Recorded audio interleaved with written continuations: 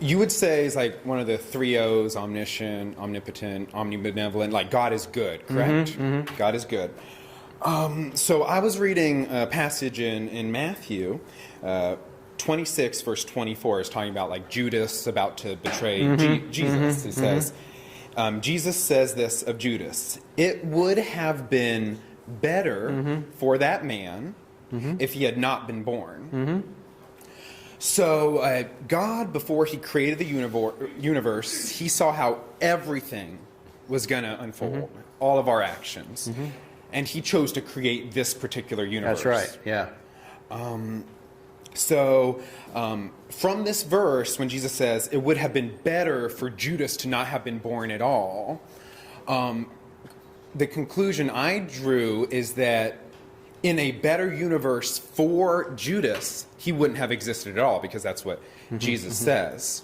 So would it be from there that one could reasonably conclude that God is good, however, he does not always have the best interests of individuals, let's say as of Judas, of maybe people going to hell, that while he's good and ultimately he will do what's good for himself, and he will do justice and all those things, for certain individuals like Judas, he could have created a better world where they wouldn't have existed, but he chose to create this world anyway. So would it be accurate to say God is good, but might not be good for certain humans, or might not have humanity's best interests at heart? No, I don't think so, because when Jesus is using that it would be better for him to have never been born, he's using what in that culture would be called hyperbole.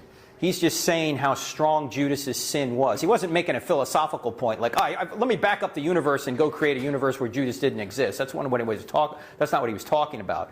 He was using hyperbole, and Jesus did this a lot, talking about, it's better for you to cut your eye out if it causes you to sin, that kind of thing, or if you don't hate your mother and father more than you love me, or you should hate your mother and father compared to love for me. These are all ways of saying a strong point in a very exaggerated way. He's not making a philosophical point there. Okay. But let me admit that one thing that is going on here is people will say, well, why didn't God create a universe where everyone was saved? Well, that's logically possible, right? That God could create a universe where everyone is saved, but it might not be actually achievable with free creatures. Because by definition, if people are free, God can't force them to love him.